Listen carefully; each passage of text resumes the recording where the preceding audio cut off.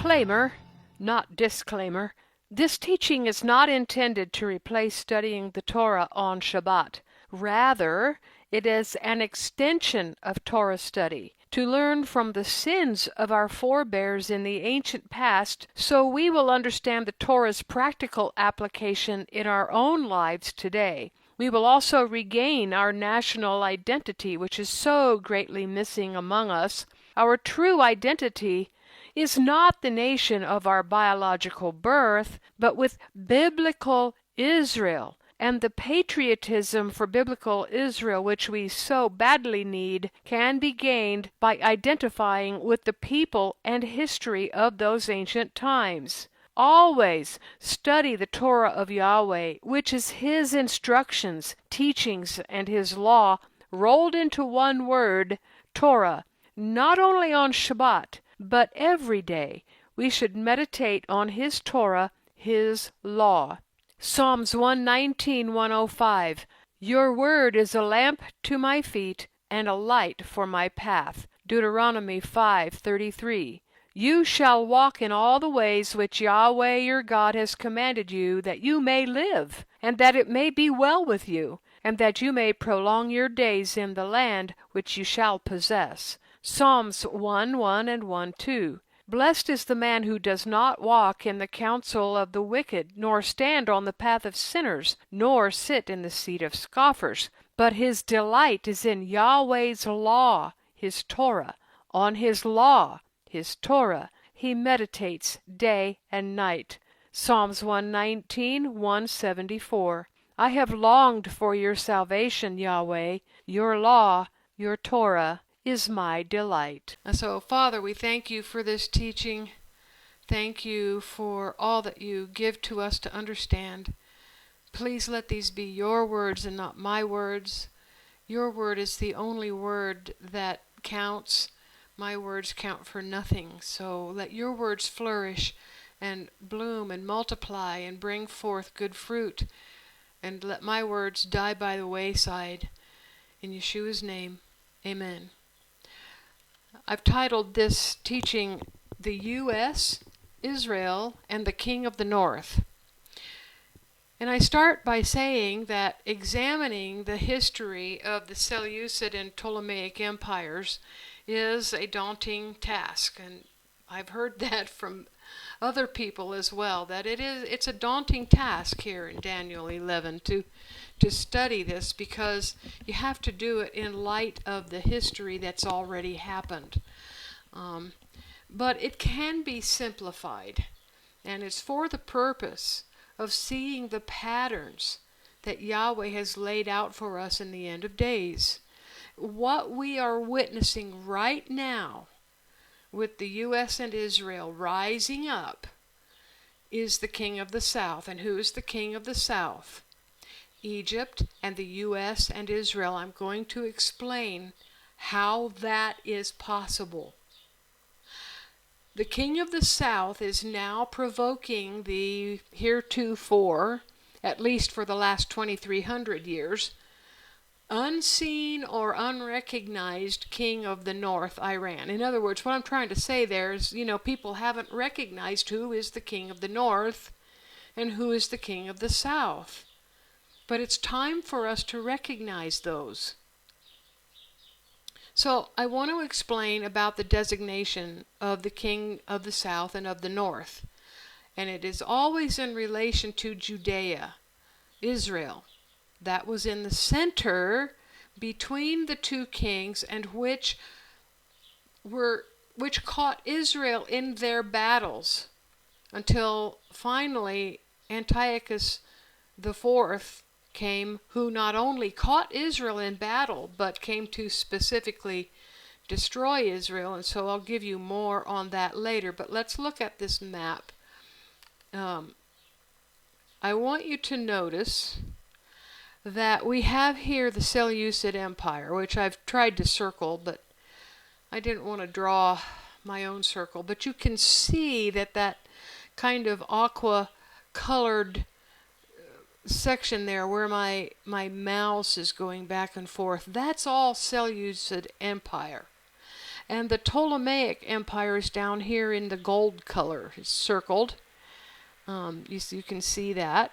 And it kind of goes east to west. Seleucid Empire goes east to west.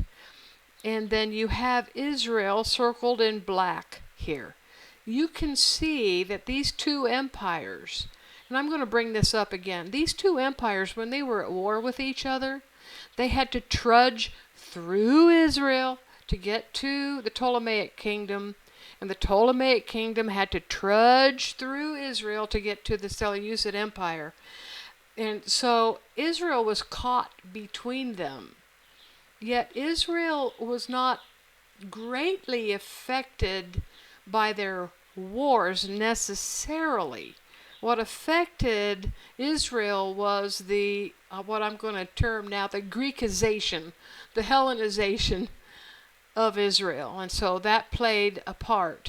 And so I'll go into more details with this.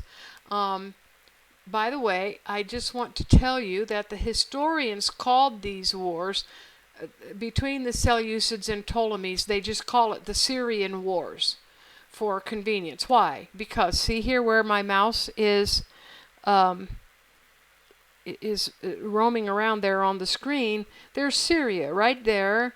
And, you know, they have to trudge through Syria and they have to trudge through Israel. And historians generally don't like to recognize Israel for much.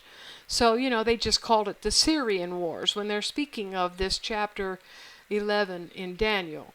So, as I've shown you, the Seleucid territory, which is north of Israel, again, here, look at that big aqua-colored territory, that runs east and west. And then we have the Ptolemaic kingdom, which runs east and west, and then it kind of goes south, but it's generally the same direction, east and west. And so that helps us to understand why Israel was trapped in this time period. Now, I have been told that the kings of the north and south must lie directly north and south of Israel. So now, you see, here's Israel. So the assumption when somebody tells me that is that the Seleucid Empire isn't it. And what they're telling me is that the king of the north must be Europe, because it lies directly north of Israel. That somehow, in the book of Daniel chapter 11, these two empires, which the chapter mentions repeatedly, has changed, because they no longer exist. You know, the Seleucids and Ptolemaic empires no longer exist, according to this logic. And therefore, the end times king of the north will be Europe. And I've not heard a very good explanation of who the king of the south is in the end times, according to this logic, because this logic leaves no viable king of the south. There's no country directly south of Israel that has the ability to rise up even against Europe. So the idea that the kings of the north and south must lie both, directly north and south of Israel is nonsense. Not only geographically, but politically as well, because we know who the players are today, right? Yahweh was talking about huge empires that were to the north of, like northward, and the south of, like southward, kind of like when he says that he built a garden eastward.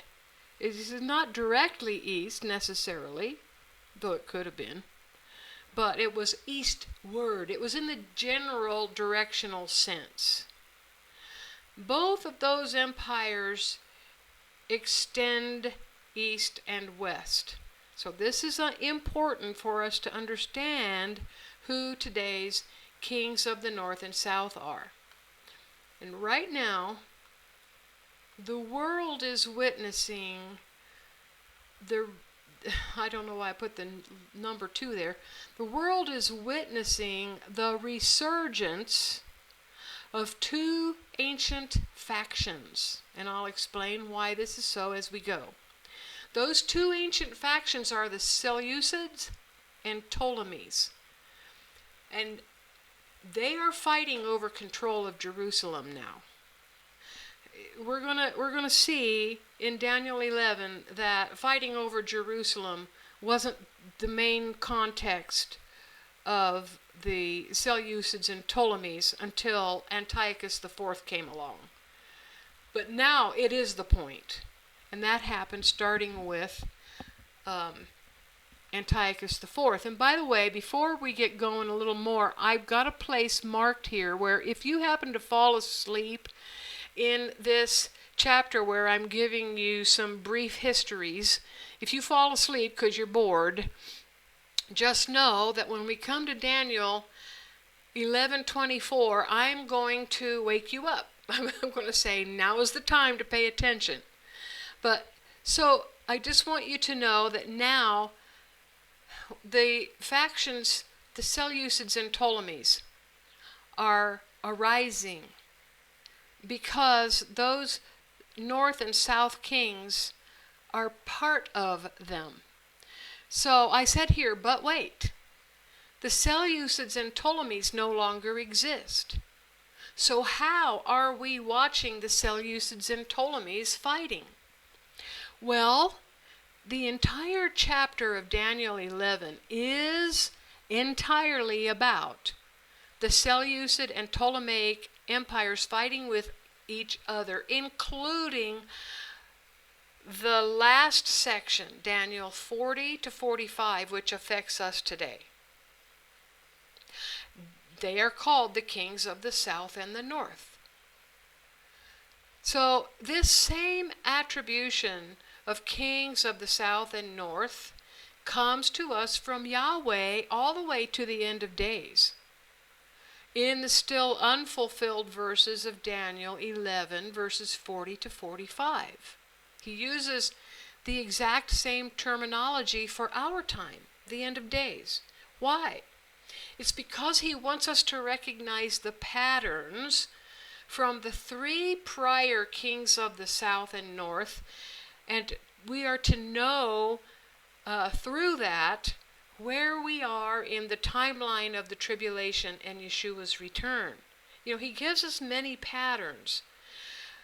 Now, the prophecies in Daniel 11 or even elsewhere are not so much about their origins and their names, as are the patterns that these warring factions set up, and which patterns will happen one more time during the tribulation. You know, names are just names. It is the actions of the descendants of Jacob's enemies that count, no matter what their modern names are. And let me give you an example. We have Elam, who later became Persia, who later became Iran. These are the same areas and the same people over a period of 4,000 years. Well, the Ptolemies and Seleucids, which were introduced to the world stage about 2,300 years ago, are the same Greek people, still trying to rule Egypt as the king of the south, that's south of Israel, and the area north of Israel, which is the king of the north today. So the names have changed, but you know, time is the enemy of names. Changed names do not erase the players. Time only obscures our understanding of who they are because most people are not willing to dig. They're not willing to dig into the scriptures and do what Isaiah said, which was go back to the beginning. You want to understand what's happening now, go back. Then you'll understand. Because the names change. The names were changing even during the time of the Old Testament. It's why people don't understand that when Ezekiel is talking about Lydia, It later became Turkey. They don't know that's the same territory. That's the same area. Now, here's an important thing. If you're just reading Daniel 11, you're thinking, and if you're like me anyway, here's what I was thinking. Why do we have this prophecy? What is the reason for, couldn't the Lord just say that somebody would attack from the north? And, why have, all these 45 verses of history that doesn't apply to us?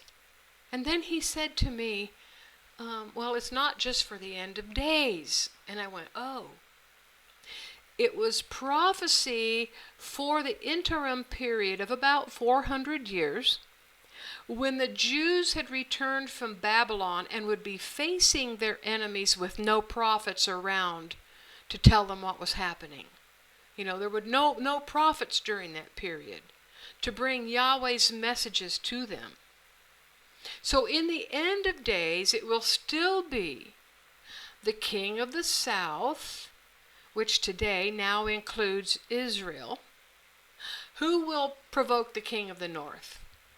I'm going to explain why that's a little different configuration of the king of the south. I'll explain that a little bit later on. But it is in this way that the final prophecy of Daniel 11 is different, because it does include Israel. And it includes a nation that Daniel had never heard of. That's the U.S. Now, I want you to understand something. An angel appeared to Daniel in chapter 10 to introduce the vision Daniel would describe in chapter 11. But before the angel told Daniel the vision, he also explained the 21 days of fighting the prince of the kingdom of Persia in order to get to Daniel. So basically, we should be reading Daniel 10 and 11 together as one episode. I'm not going to read Daniel 10. It'll take too long, but you can go read Daniel 10 and his encounter with that angel. Instead, we're going to go to chapter 11. And here's where it might start to get boring for you if you're not a history student. It wasn't boring for me because I love history, but some people don't. So if you fall asleep in here, don't worry about it. I'll wake you up at Daniel 11:24. Daniel 11:1. As for me, in the first year of Darius the Mede, I stood up to confirm and strengthen him.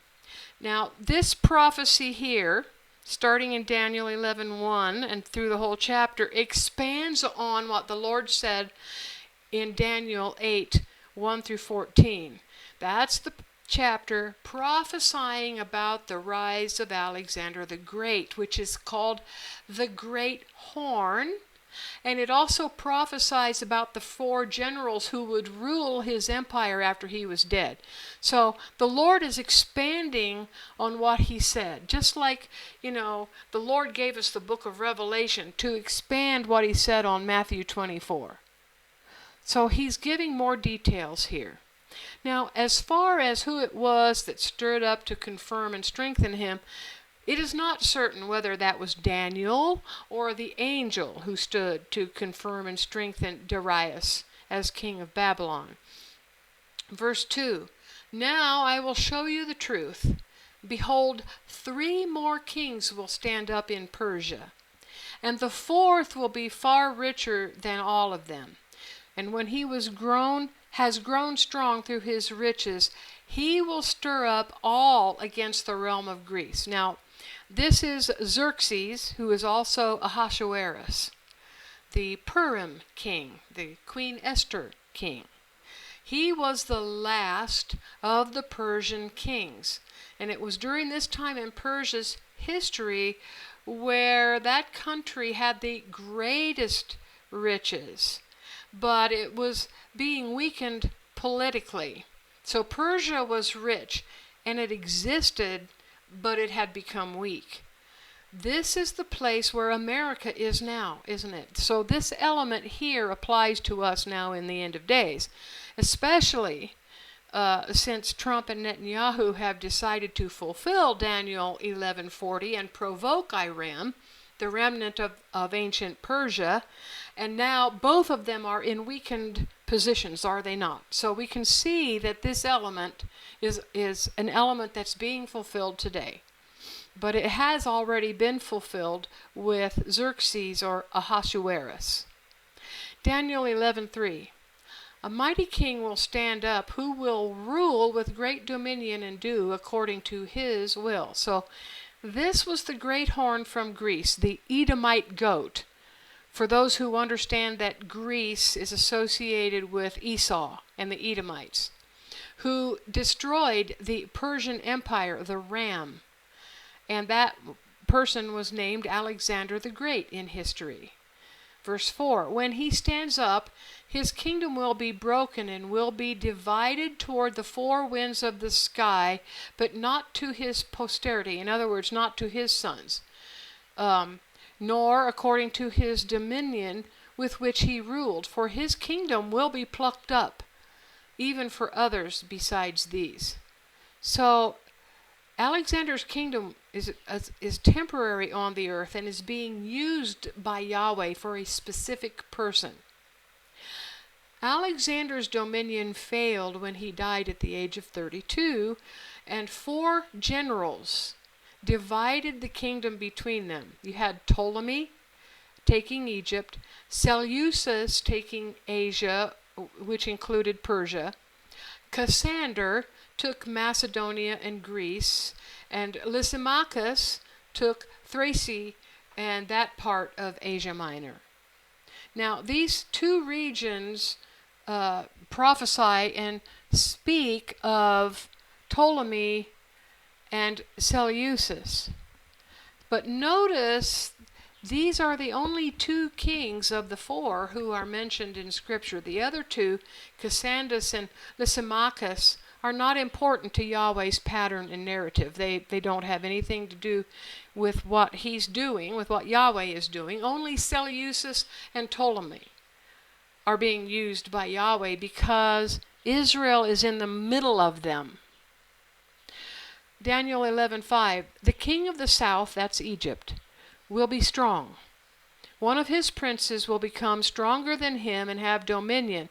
His dominion will be a great dominion. So the king of the south, the Ptolemaic dynasty, was Egypt. It will show how the pattern persists and sees a resurgence today. And again, I'm going to show you how Egypt, even though we don't see Egypt doing much, Egypt is a part of what's happening today. Iran is the remainder of the Persian Empire, and it was also part of the Seleucid Empire. So really, when we say Iran is the remainder of the Persian Empire, we should include that it was part of the Seleucid Empire. And verse 5 says that one of his princes will become stronger than Ptolemy, the king of the south.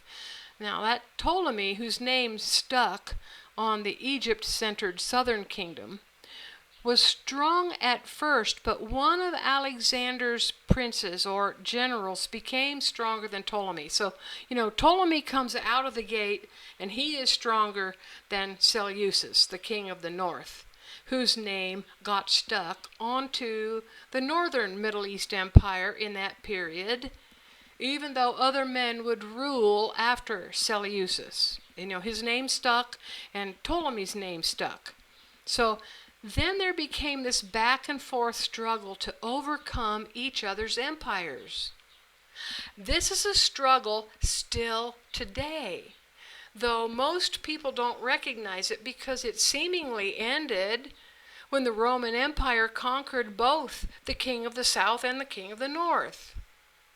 Here is where Daniel 11:40-45 comes in, because in the end of days, the ancient Seleucid Empire, under the auspices of Iran, with the help of Russia and China, those are political realities of our day, and no longer named Elam or Persia, will finally capture and retain the king of the souths, the Ptolemaic region, and will thus control the entire Middle East and Northern Africa. I should have added in here.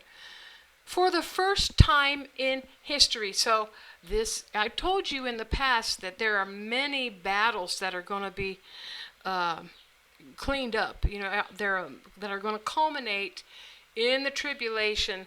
And I've told you there's battles between Jacob and Esau, and between Shem and Ham, and there are battles between the northern kingdom of Israel and the southern kingdom of Israel still going on. All of these battles are going to culminate and come together and get cleared up in the 7-year period at the end of Daniel chapter 29, or chapter 9, not 29.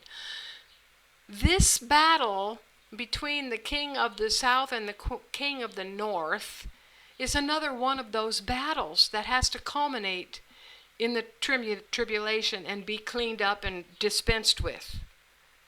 So in other words, the ancient Greek Seleucid Empire will finally win everything that Antiochus IV, who we're going to read about further on, tried to conquer.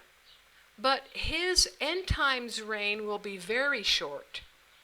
His successor, who will do this thing in the very end of days, will find his reign to be very short, as there will be another empire coming soon after 3.5 years, who will conquer the end-time Seleucid king of the north.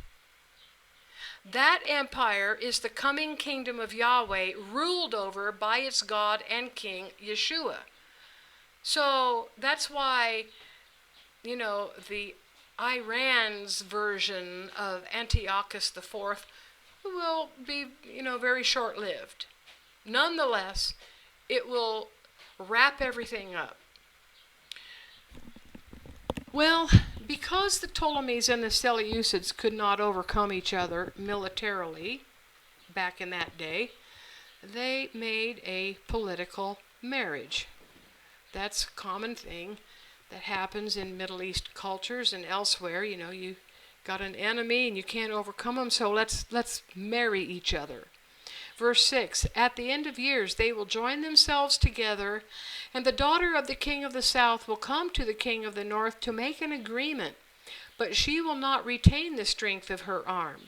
He will also not stand, nor will his arm, but she will be given up with those who brought her, and he who became the father of her, and he who strengthened her in those times. This daughter was Berenice. She and her infant son were murdered through political intrigue, which is too long and not relevant to go into here.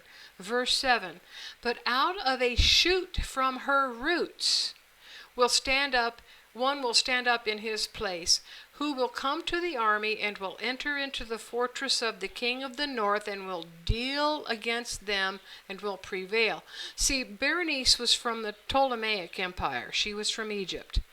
And so that's Berenice's brother, the king of the south, Ptolemy the third, will also carry their gods with their molten images and with their goodly vessels of silver and gold captive into Egypt. He will refrain some years from the king of the north. So in retaliation, Berenice's brother, Ptolemy the third, the king of the south, the one that was out of the shoot from her roots. Who is that? That's her father. Her root is her father. So he's her brother. Attacked the king of the north in retribution for her being killed, which broke the treaty. And he captured various Seleucid fortresses and carried treasures and took idols back to Egypt. Now this is important for end times prophecy, because Daniel 11:43 says the modern day king of the north will have power over the treasures of gold and silver and of all the precious things of Egypt. This is also a retribution fulfilled in the end of days, which comes from that time back there. The northern Middle Eastern Seleucids want their treasure back. Verse 9. He will come into the realm of the king of the south, but he will return into his own land. His sons will wage war and will assemble a multitude of great forces which will come on and overflow and pass through. They will return and wage war even to his fortress. So the king of the north, whose king was Seleucid II, and his son. So Seleucid has now died. He has a son, Seleucid II, and Seleucid II has a son, Antiochus III. Now they're ruling, I guess, the way I'm reading the history is that they were kind of like co-regents. And they together rebuilt and amassed a massive army and attacked the Ptolemaic Egyptian king of the south. But they were not able to conquer Egypt or take back any of the plunder gotten by Ptolemy III. Then comes a new Ptolemaic ruler, Ptolemy IV, many years later. Daniel 11:11. The king of the south, that's Ptolemy IV now. So we've got, three descendants of Ptolemy, will be moved with anger and will come out and fight with him, even with the king of the north, that's Seleucid II, and his son Antiochus III. He, Ptolemy IV, will send out a great multitude, and the multitude of the Seleucids will be given into his hand. The multitude will be lifted up, and his heart, that's Ptolemy IV's heart, will be exalted. He will cast down tens of thousands, but he won't prevail. So Ptolemy IV saw that the Seleucids were expanding their army in the north, and so he made a preemptive strike against the Seleucids, which he won. But Ptolemy IV's victory was temporary. Now also notice that while this was, I don't know what I was trying to say here, in the middle, Israel was still in the middle. That's what I should have said there. The anger was not toward Israel. It was toward the Seleucids. Israel was simply the fulcrum on a teeter-totter. Israel was not the aim or goal of the kings of the south and north. The armies just trudged through their territories, leaving behind their Greekized, Hellenized ways for the Jews to grab onto. But they were not a military target. Verse 13. The king of the north, the Seleucid Antiochus III, will return and will send out a multitude greater than the former. He will come at the end of the times, even of years, with a great army and with much substance. So this is not saying that this is going to happen at the end of days. It happened at the end of Antiochus III's days, because this was specifically his battle for that time. He returned to Egypt with a much larger, better equipped army, and he defeated the king of the south's, Ptolemy V, recapturing the glorious land, which is Israel. But Israel was not yet the military aim or goal. Israel just happened again to be the fulcrum of the teeter-totter, because it was the land which the armies must travel through to get to each other. Verse 14, in those times many will stand up against the king of the south, also the children of the violent among your people. That's among your people, Daniel. Among your people, the Jews, Daniel, will lift themselves up to establish the vision, but they will fall. The Seleucid king of the north made an ally of Philip of Macedon, which was not part of the Seleucid Empire, but they became allies, and then they made their attack to the king of the south. Well, also, some Hellenized Jews in Israel allied with the king of the north. So these were the rebellious children of the violent among your people, Daniel. We call them Jews.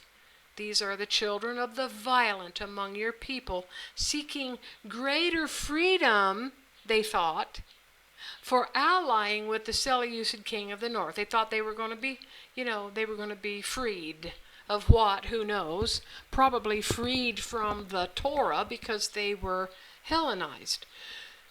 So this particular battle is not playing out prophetically today because, there are no Jews in Israel who stand with Iran, the end times remnant of Persia and the Seleucid Empire that came out of Alexander the Great's war with Persia. There's just, the Jews are not, they're not particularly fond of Iran, that descendant of Persia and the Seleucids. Verse 15, so the king of the north will come and cast up a mound and will take a well-fortified city. The forces of the south won't stand, neither will his chosen people, neither will there be any strength to stand. But he who comes against him will do according to his will, and no one will stand before him. He will stand in the glorious land, and destruction will be in his hand. So now we're going to begin to introduce destruction in the glorious land, in Israel. The Egyptian general, Scopas, who has a hill in Jerusalem named after him. You can go visit Mount Scopas. He was defeated at Sidon, a city in Lebanon, which the Seleucids controlled. But this was not the end of the Seleucid Antiochus III's plans. Antiochus III beat the Egyptian general back, but he now controlled. Well, I just said that wrong. The Egyptian general now controlled the area all the way to the Egyptian border, including Israel. But he did not yet control Egypt. Boy, that. See, this is what I mean about the history of this. Antiochus beat back Scopas, but he did not control Egypt. There we go. So he wanted to control, Antiochus III wanted to control Egypt. So his solution to this was another political marriage. It was about 55 to 60 years after Berenice. And he did that with an eye toward taking Egypt that way through intrigue. Now we'll see how this turns out. Verse 17. Antiochus III will set his face to come with the strength of his whole kingdom, and with him equitable conditions, speaking nicely to the Egyptians for making the political marriage. That's what that equitable conditions means. He was speaking nicely to the Egyptians to make the political marriage. He will perform them. He will give them, that's Ptolemy V, the daughter of women to corrupt her, but she will not stand and won't be for him. The Seleucid king of the north, Antiochus III, attempted this political marriage, giving his daughter Cleopatra I, not the famous later Cleopatra. This is the first Cleopatra, in marriage to Ptolemy V. She was called the daughter of women because she was only 11 years old and was still under the care of nursemaids. She, was in a court being cared for by many nursemaids. But this failed even through the equitable conditions he offered, because when it all came to a head, she wanted to remain queen of Egypt. See, after a certain amount of time, she was elevated to be Ptolemy V's queen. She became queen of Egypt. So, from her point of view, helping her Seleucid king of the north father to take power over Egypt through her would have also meant she would no longer be queen. And who wants to give up being queen? And, she might have even been killed by her own father after the takeover, just to, get all the every heir to the throne out of the way and to stop any retaliation for that throne. Daniel 11:18. After this, he, that's the king of the north, Antiochus III, will turn his face to the islands and will take many, but a prince will cause the reproach offered by him to cease. Yes, moreover, he will cause his reproach to turn on him. So Antiochus III, not able to take Egypt, militarily or politically, shifted his military campaigns westward out into the Mediterranean after his efforts in Egypt failed.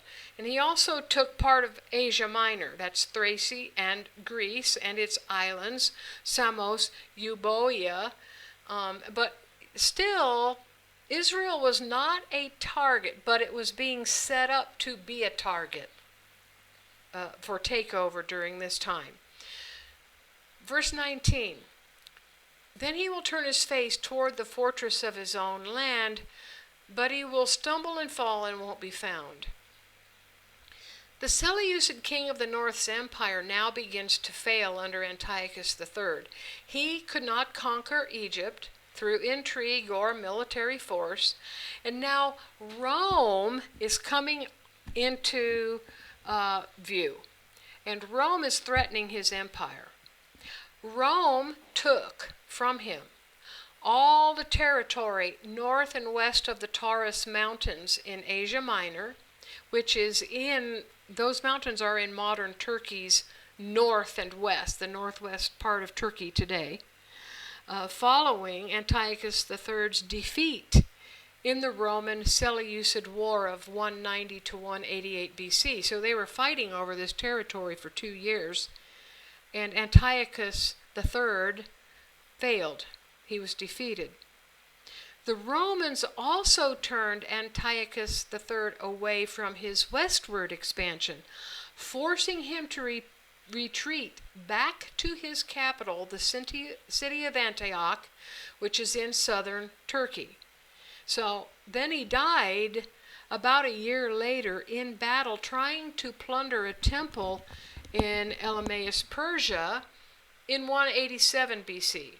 So now also Rome was extracting tribute from Antiochus III and the king of the North's Seleucid Empire, and they were short on money. So, Antiochus III thought he would plunder a temple to pay the required tribute to keep Rome from having further incursions into the Seleucid Empire and losing more land. Now, Antiochus III was succeeded by his son, Seleucus IV. He named his son Seleucus IV. But here is where the famous Antiochus Epiphanes IV comes in, because he is also a son of Antiochus III.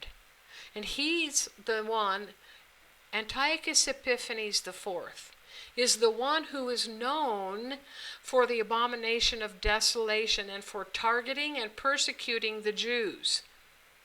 Seleucus IV, the brother of Antiochus IV, reigned from 187 to 175 BC, but he was assassinated by a man named Heliodorus.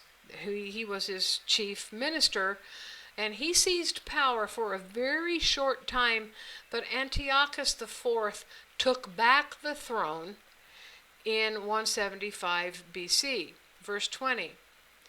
Then one who will cause a tax collector to pass through the kingdom to maintain its glory will stand up in his, that's Seleucus IV's, place.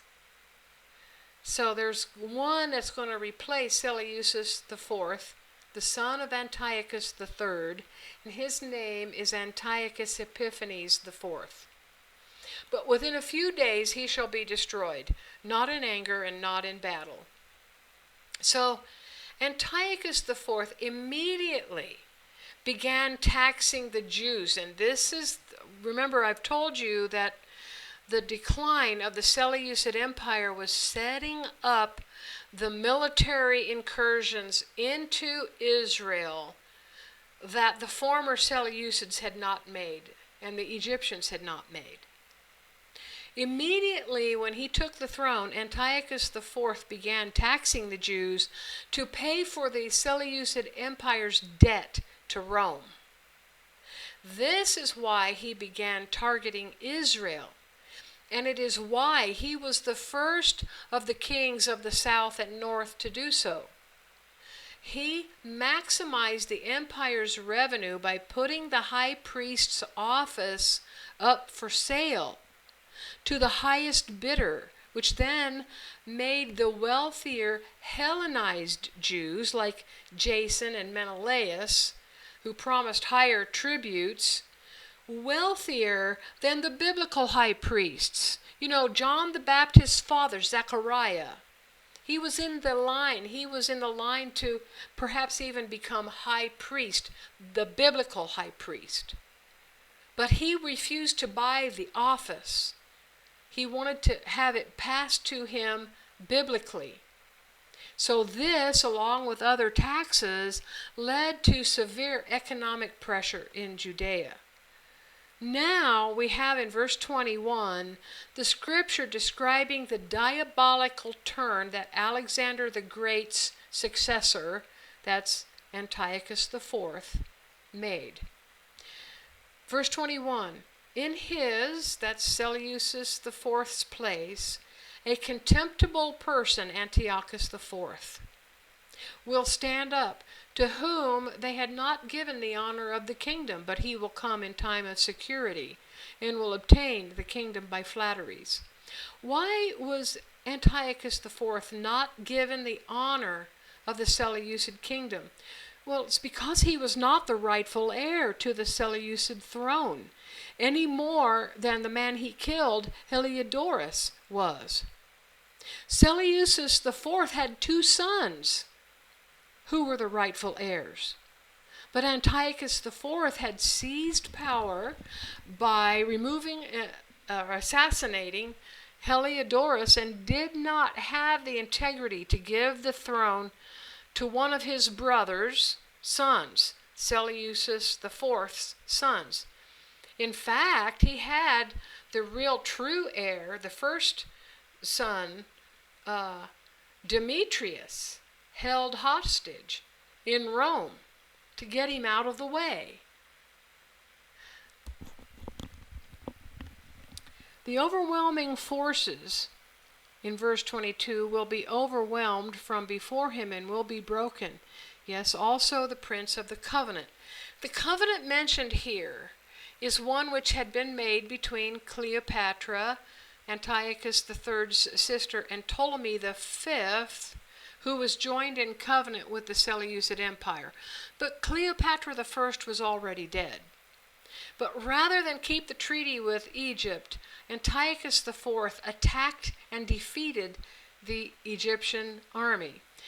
And then it says, after the treaty made with him, he will work deceitfully, for he will come up and will become strong with a small people.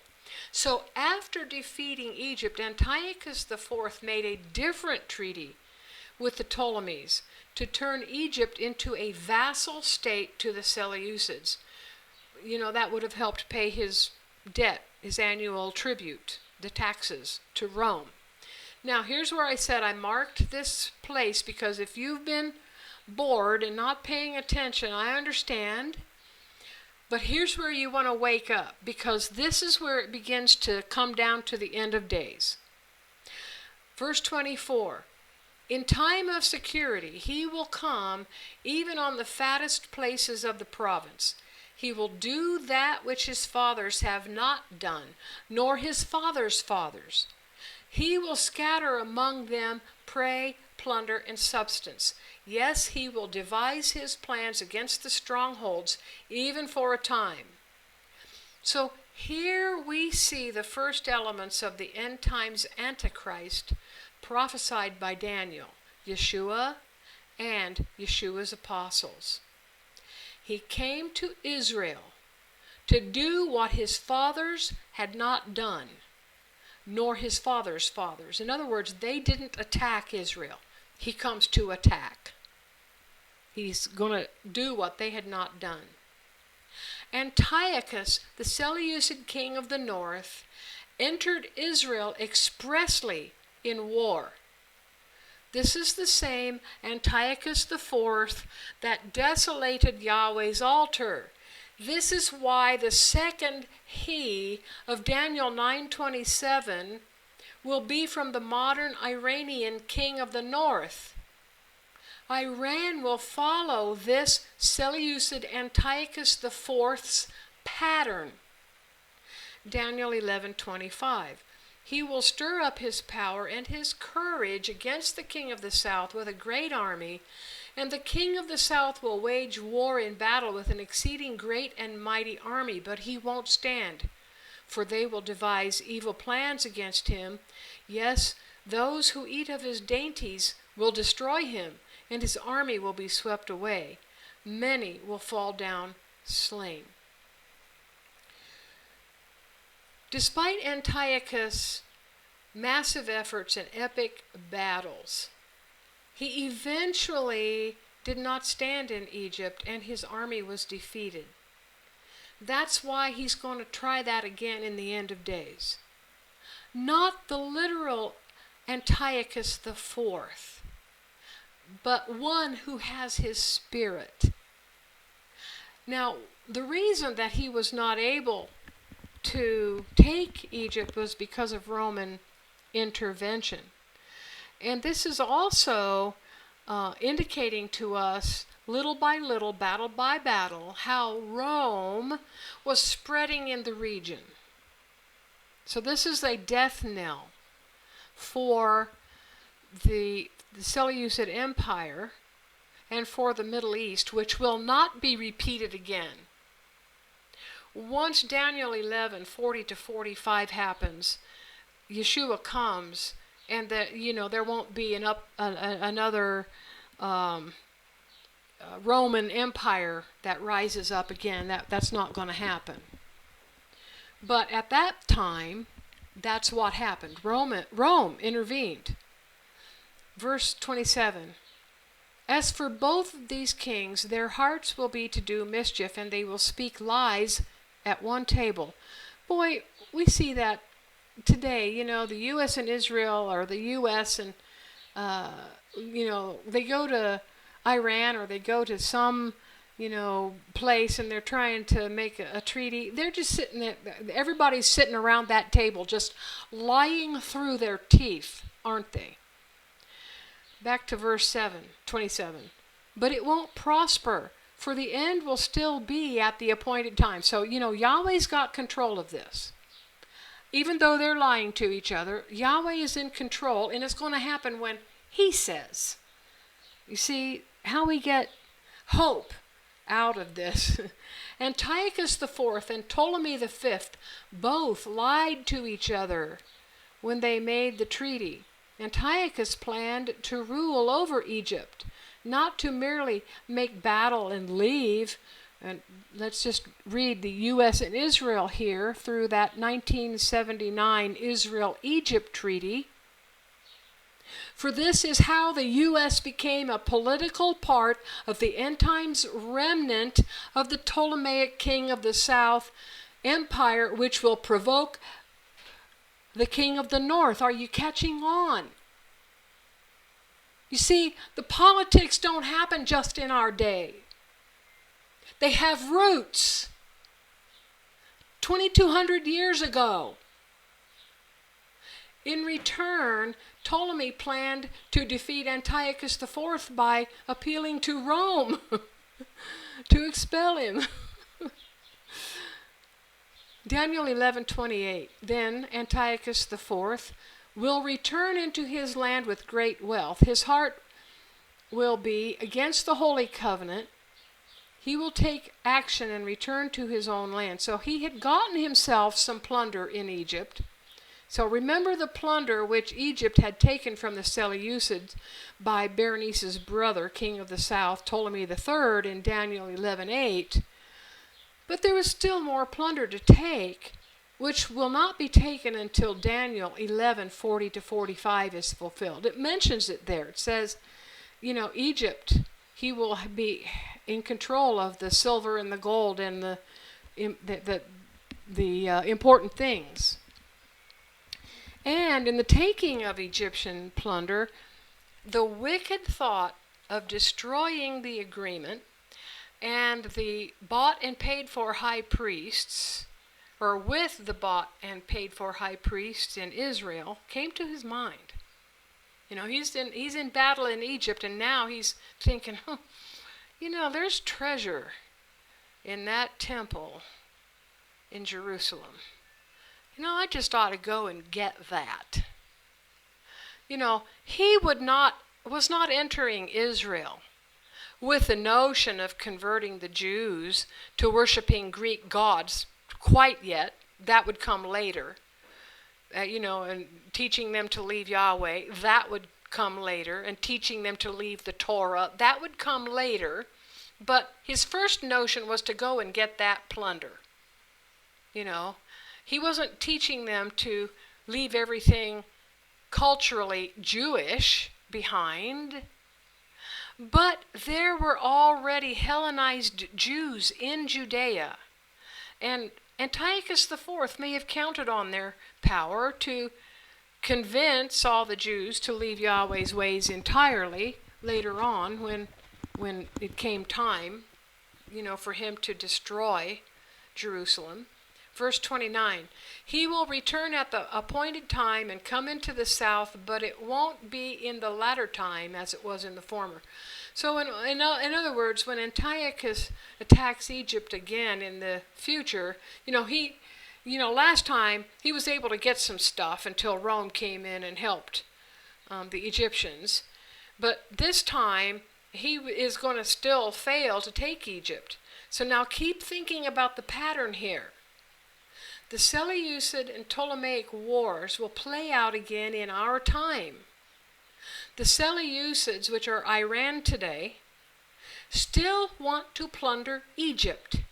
It mentions this, as I have said, when they attack Israel and Jordan. And what in the world is this in the middle of here? Jorland. Oh, goodness sakes. I just don't like that. Okay. So they're going to attack Israel and Jordan and Egypt and a bunch of other countries as described in Daniel 11:40 to 45. But you see, with all I've just been telling you, Yahweh has established the pattern that will play out in our time. So if we understand this, we'll be able to see what's going on. We won't think that Europe is the king of the north. Daniel 11:30. For ships of Kittim will come against him. Therefore he will be grieved and will return and have indignation against the holy covenant and will take action. He will even return and have regard to those who forsake the holy covenant. So the island of Cyprus, Kittim, came to Egypt's rescue.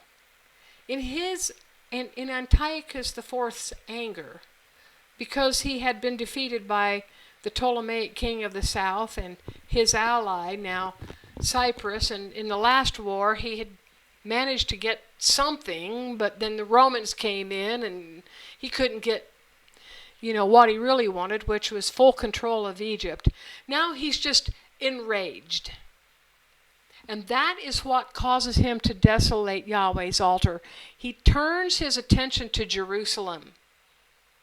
The end-time spiritual heir of Antiochus IV now has reason to be enraged with the king of the south, the U.S., Egypt, Israel axis, doesn't he? Verse 31.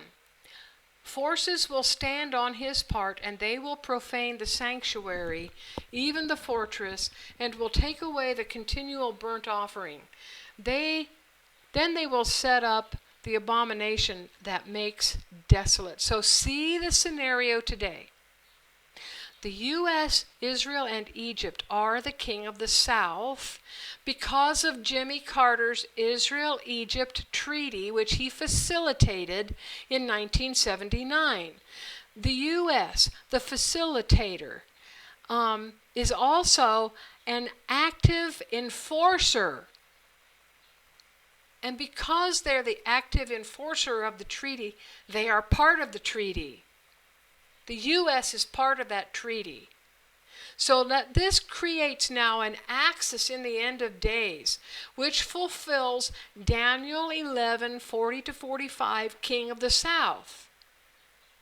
Antiochus IV set the pattern of the Seleucid king of the north, who used to be called Elam, and then was called Persia, and now is called Iran, to come plundering modern Egypt and destroying Jerusalem in the process. This end times Antiochus IV will want to do more damage than his predecessor. Jerusalem will be, yes, because, the trouble in Iran is coming right out of Israel. It's coming right from Netanyahu.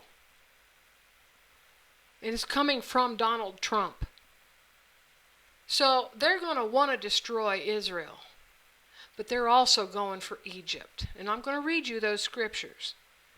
Over time, other factors, since the last 2,200 years, other factors, political factors, like I've just told you, have come into play. So, time always adds to the burdens of the later wars.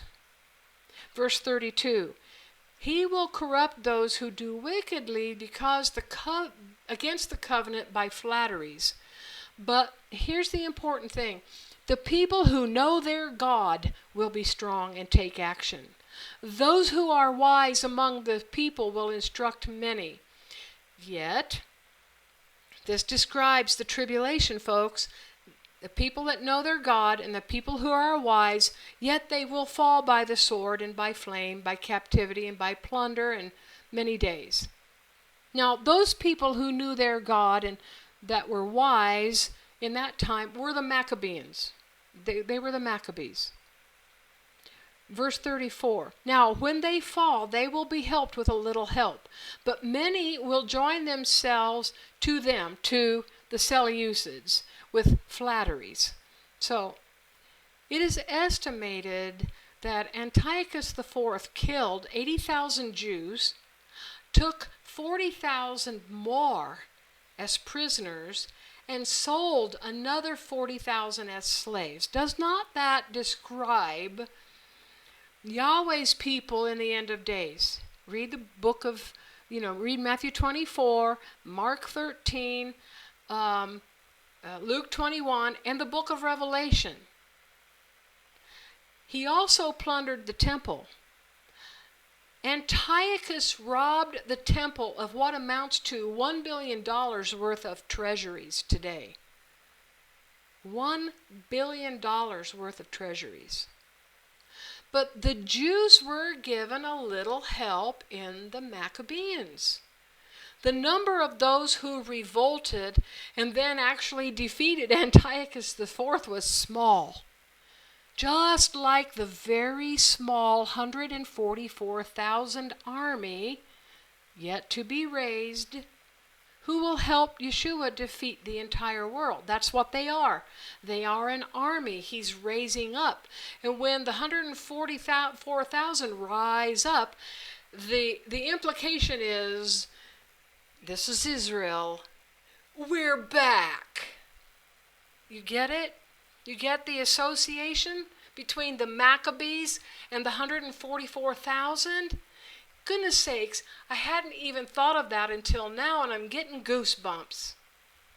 Verse 35, some of those who are wise will fall, to refine them and to purify and to make them white, even to the time of the end, because it is yet for the appointed time. So here we have a first mention of something that's going to be to the time of the end, which is where we are. Our own coming persecution will refine and persecute us, or purify us rather. We'll be refined and purified through what's coming. 2 Maccabees chapter 7 is the account of a mother, Salomia, and her 7 sons who were tortured and killed in front of her, one by one, slowly and deliberately, while she tearfully encouraged them to stay true to Yahweh. It is this family and others like them who were persecuted and killed by Antiochus the fourth, which this verse refers to, who are the type and shadow of our martyrs yet to come, the church of Smyrna, in Revelation chapter 2. Now Paul refers to Antiochus the fourth in 2 Thessalonians 2:4 when he talks about the Antichrist who will exalt himself above God by sitting in God's temple. Verse 36, the king will do according to his will. He will exalt himself and magnify himself above every god. That's the Antichrist. That's the Seleucid, Iranian, Shiite Antichrist. And he will speak marvelous things against the God of gods.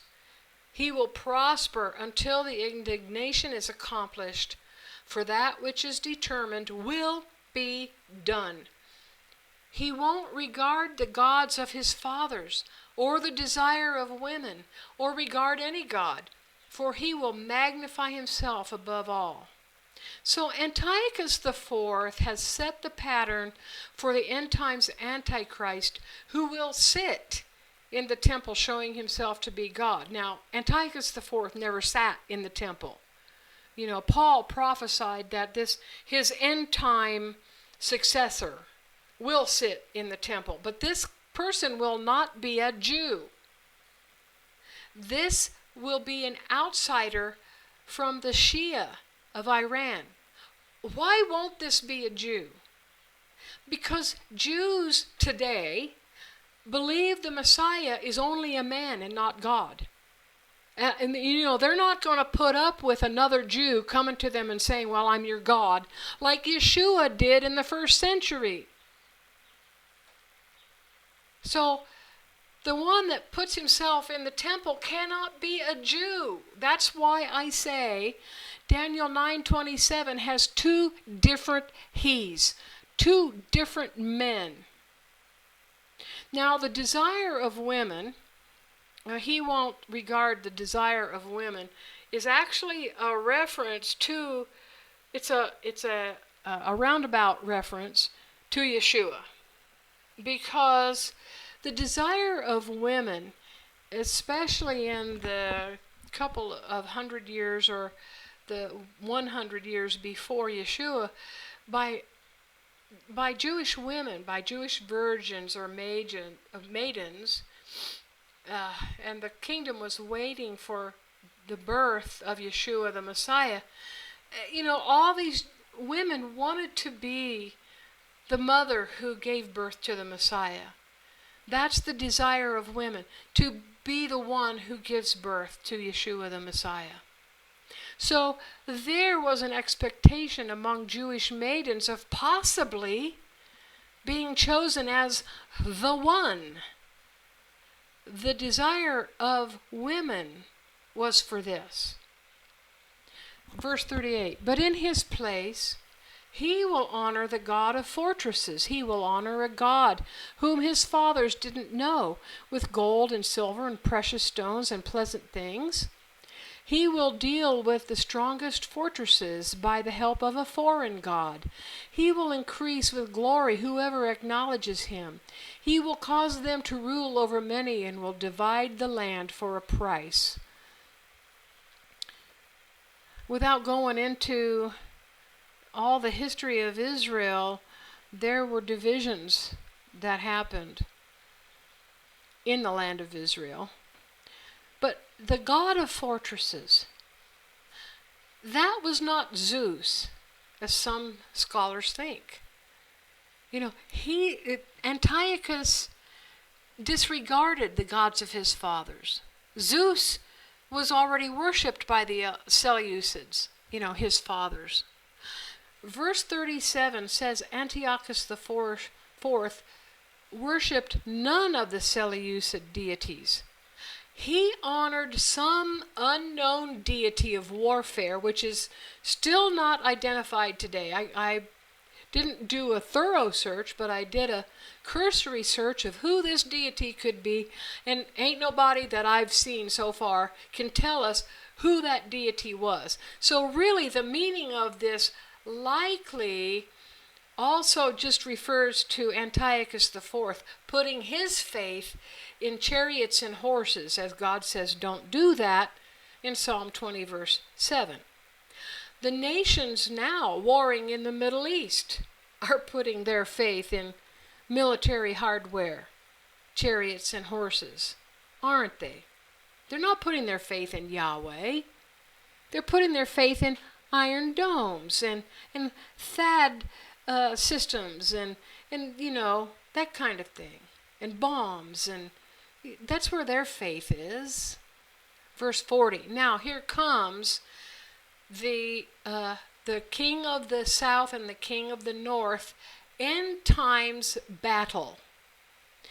At the time of the end, that's now, the king of the south, that's Egypt, U.S. and Israel axis, will contend with him, and the king of the north, the remnant of the Elam, Persian and Seleucid empire, which is now Iran, will come against him like a whirlwind, with chariots, horsemen, ships. He will enter into the countries. Daniel doesn't know what the countries are, so he just says countries, and will overflow and pass through. The U.S., Israel, and Egypt today are the king of the south. Why? I've already explained this, but I will do it again here. It has to do with Egypt as the central part of the political axis in Daniel 11, right here. The minute that Jimmy Carter facilitated and witnessed the signing of the Egypt-Israel peace treaty on March 26, 1979 in Washington, D.C., he set the stage for associating the U.S. and Israel with the ancient Ptolemaic Empire, Egypt, which has battles that are not yet finished. Those battles have one more round, according to Daniel 11:40-45. So the pattern was set in Daniel 11. Two factions created by two of Alexander's generals after his death have been going at each other since he died all the way to today. This is just one factor in the wars between the Elamites of Genesis 14, which later became the Persians, which later became the Seleucids, and then became the Iranians. The first factor was when the Elamites put together a coalition with other nations in the northern part of the Middle East, the same territory where the Seleucids and the Iranians now sit. Abraham drove his army from the south. He wasn't in Egypt at that time, he was in Israel, but he drove his army up from the south to retrieve Lot and the plunder that they had taken from kings located in Israel and Jordan. Do you see how the pattern was established even in Genesis 14? It continued through the Persian Empire and into the Seleucid and Ptolemaic empires. Yahweh used Alexander the Great horn of Daniel 8:8, to let the pattern play out into the end of days, after which Yeshua will just come and wrap it all up. You see? Verse 41, he will enter also into the glorious land, and many countries will be overthrown. But these will be delivered out of his hand: Edom, Moab, and the chief of the children of Ammon. Edom and Moab are in Jordan. And the chief of the children of Ammon will be all that escapes from Amman. So if you're in Amman, you might just want to get out of there, because the Route 15 that comes down out of Amman, it's a straight shot down to Saudi Arabia, and it bypasses Edom and Moab, but it's the route for the Shiite king of the north to go and finally take the caliphate away from Saudi Arabia, from Mecca. He will also stretch out his hands on the countries. Again, Daniel doesn't know who the countries are, but he says the land of Egypt won't escape. He, that's the king of the north, will have power over the treasures of gold and of silver, that plunder that he's trying to get back, and over all the precious things of Egypt. The Libyans and the Ethiopians will be at his steps, but news out of the east and out of the north will trouble him, and he will go out with great fury to destroy and utterly to sweep away many. Now that is him going out around the world. He's going to persecute. Who is he going to persecute? Sunnis. 10 times the Sunnis have had the caliphate. 3 times when the Shiites got the caliphate, the Sunnis came along and plucked it up. Remember, Daniel talks about that, about the beast that has the 10 horns and then a little one comes up. And Daniel said that 3 of those horns were plucked up. Well, that's describing what's going to happen here. He's going to go out and he's going to persecute people, Sunnis and Christians. Christians won't convert to Islam. And many of the Sunnis are not going to convert to Shia Islam. So they're going to get killed. Verse 45, he will plant the tents of his palace between the sea and the glorious holy mountain. That's Jerusalem. So he's now got control of Jerusalem. Yet he will come to his end and no one will help him. So, in the end of days, the Egyptian axis of the U.S., Israel, and Egypt will again provoke the king of the north, as they are now doing, Daniel 11:40. The remnant Iranian, Seleucid, Persian, Elam empire will act decisively and will conquer the entirety of the Egyptian Ptolemaic Empire, which includes territory no longer within Egypt or the Middle East. That territory that is not within Egypt or the Middle East is the United States, the one that made this evil axis. The U.S. is outside the Middle East. Now, today, Iran has 2 huge allies, China and Russia. Guess who is going to attack America when Iran attacks Israel and Jordan and all the countries here in the Middle East? Keep this in mind when you think Daniel 11:40-45 will be contained just in the Middle East, for it will not. But here we go. We have read the end of the book, Revelation, and we will be blessed for reading that book, the book of Revelation. For it does not matter what happens to us. It no longer matters what happens to us. We're blessed. If we die, we will be with Yeshua. If we live, we will be with Yeshua.